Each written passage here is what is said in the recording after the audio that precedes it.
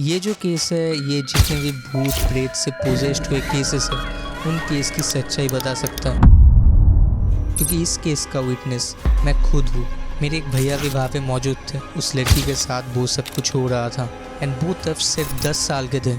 हालांकि उस दिन जो कुछ भी हुआ था वो इतना ज़्यादा हॉरिफाइंग था कि वो सब कुछ उन्हें अभी भी याद है। দেখ আমি ওখানে পুরোপুরি সামনে ছিলাম তো আমি জানি, তুই দেখিসনি তাই তুই জানবি না। ভূতে ধরেছিল ভাই, অনেকটা পাগল টাইপেরই হয়ে গেছিল।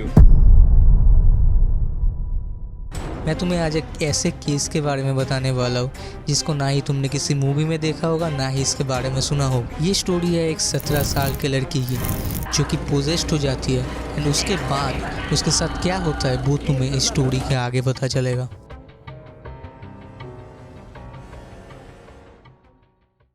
ये केस की स्टोरी मेरे माँ ने मुझे बहुत बार सुनाई है। शी वॉज देयर जब उस लड़की के साथ वो सब कुछ हो रहा था। इस केस का जो विक्टिम है वो अभी भी जिंदा है, बट मैं तुम्हें आज एक ऐसे केस के बारे में स्टोरी बताने वाला हूँ जिसको ना ही तुमने किसी मूवी में देखा होगा, ना ही इसके बारे में सुना होगा। ये स्टोरी है एक 17 साल के लड़की की जो कि पोजेस्ड हो जाती है एंड उसके बाद उसके साथ क्या होता है वो तुम्हें इस स्टोरी के आगे पता चलेगा। ईयर 1982।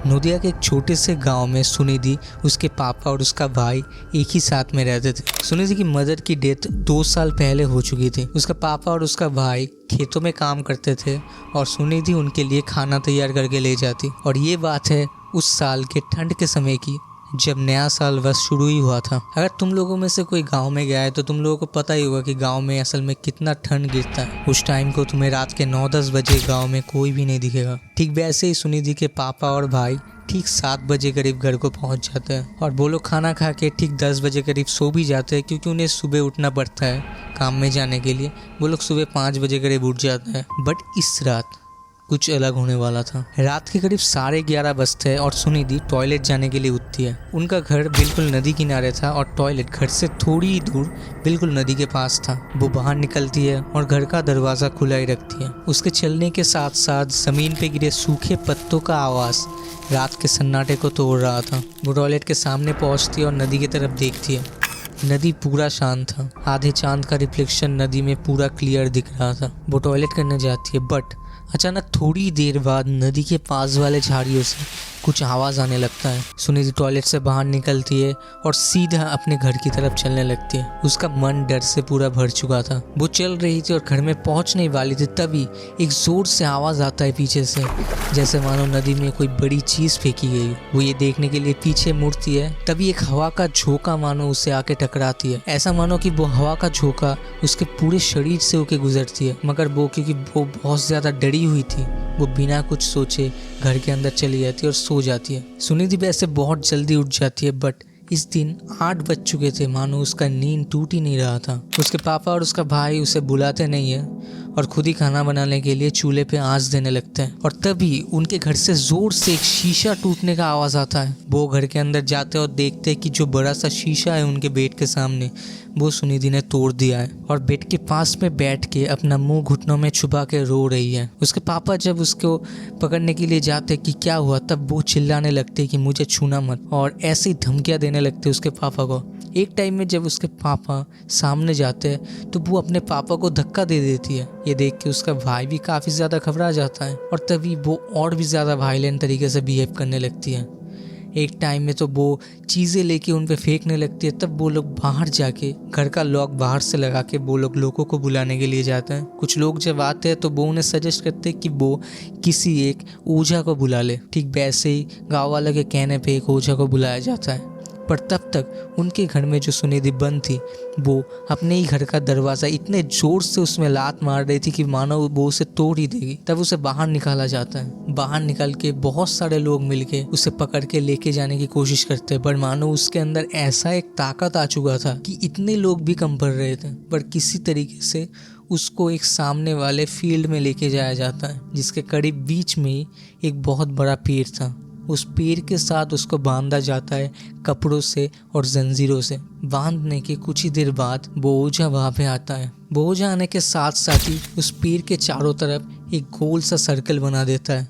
उसके ऊपर वो अपना कुछ पड़ा हुआ पानी ये सब कुछ फेंकता है। फेंकने के बाद वो उस सर्कल के बाहर आके बैठता है और अब उस लड़की से बातें करने लगता है। वो उस लड़की से ऐसे बातें करने लगता है मानो कि वो कोई और हो, कोई एक लड़का हो जिससे वो बात कर रहा है। वो उससे कहते हैं कि देख तू इधर से निकल जा, तू जिस लड़की के अंदर घुसा है उसको छोड़ दे, वरना मैं तेरा बहुत बुरा हाल कर दूंगा। ऐसे धमकियां ओझा देने लगता है। बट सुनिधि भी मानो अपने गले के आवाज को चेंज करके उस ओझे को धमकी देने लगती है कि मैं नहीं छोड़ूंगा इसको। जब अकेले बाहर निकले थे तब ये मेरे रास्ते में आए थे। ऐसे करके मानो सुनिधि क्या सब बोल रही है, किसी को ये सब पता नहीं चलता। बट एक टाइम के बाद जब वो ओझा को बहुत ज्यादा गालियां देने लगता है तब ओझा भी गुस्सा हो जाते हैं और उससे एक धमकी देता है कि तू अगर इस लड़की को नहीं छोड़ेगा तो मैं तेरे ऊपर गर्म पानी फेंक दूंगा। ठीक जैसा ओझा ने कहा था वैसे कुछ लोग एक खौलता हुआ पानी का जो मटका है उसको लाके ओझे को देते हैं और वो ओझा उसे लेके उसके सामने जाता है और ठीक वो सुनिधि के ऊपर वो फेंकने वाला था वो खौलता हुआ पानी जो कि उसके चमड़े को उठा सकता था। तभी वो मानो चिल्लाती है कि रुक जाओ रुक जाओ। चिल्लाने के बाद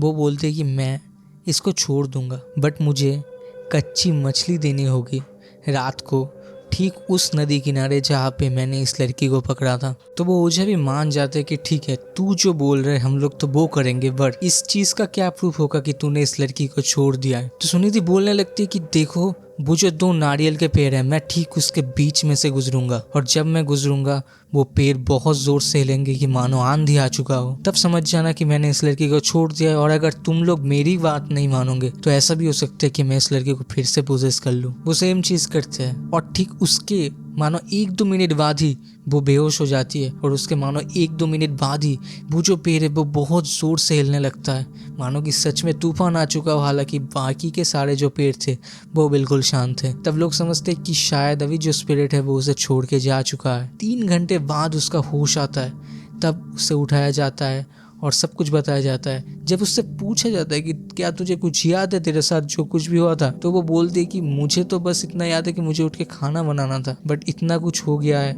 इस बीच में उसे इस बारे में कोई भनक तक नहीं थी। देन जैसा उस स्पिरिट ने बोला था वैसे ही उस स्पिरिट के लिए नदी किनारे कच्ची मछली भी दिया जाता है और उसको जो ओझा कुछ रिचुअल्स भी बताते हैं वो उससे भी फॉलो करती है। देन अब तक वो अभी भी जिंदा है। अभी भी स्टिल अगर मैं अपने नाना घर जाऊँ तो मुझे वो दिखती भी है। मैंने उनसे अब तक ये चीज़ों के बारे में पूछा नहीं और लोग मना भी करते हैं उससे ये चीज़ें पूछने के लिए, बट मेरे जो भैया थे वो भी कहते हैं कि मैं जब वहाँ पे था और जो कुछ भी हुआ था वो सब कुछ रियल था। मैंने वो चीज़ देखा, तूने नहीं देखा, इसलिए शायद तुझे वो रियल ना लगे, बट मैंने जो देखा था वो पूरा रियल था। देखो ये जो चीज़ें हैं ना, जितने भी केसेस है एक्सोर्सिज्म के लेके, ऐसे भी केसेस हमारे इंडिया में भी ऐसे केसेस बहुत सारे भरे भरे हैं जो एग्जिस्टेंस को कभी हम लोग डिनाई कर देते हैं कि शायद से भूत प्रेत आत्मा ये सब कुछ नहीं होता। वो लड़की शायद एक दिन के लिए, एक दिन भी छोड़ दो, शायद से 3 घंटे के लिए पागल हो गई थी फिर ठीक हो, ये भी कुछ लोग बोलते हैं, बट शायद हमें पूरी तरीके से उनकी एग्जिस्टेंस को डिनाई नहीं करना चाहिए। इस बारे में तुम्हारे क्या ख्याल है? और मैं तुम लोगों से नेक्स्ट वीडियो में मिलता हूँ। तब तक अगर तुम लोग एनालिस मिशेल का जो पोजीशन हुआ था उसके रियल रिकॉर्डिंग्स को भी सुनना चाहते हो तो ये वीडियो जाके देख सकते हो। एंड मैं तुम लोगों से नेक्स्ट वीडियो में मिलता हूँ। तब तक के लिए never stay static and always be dynamic. Bye.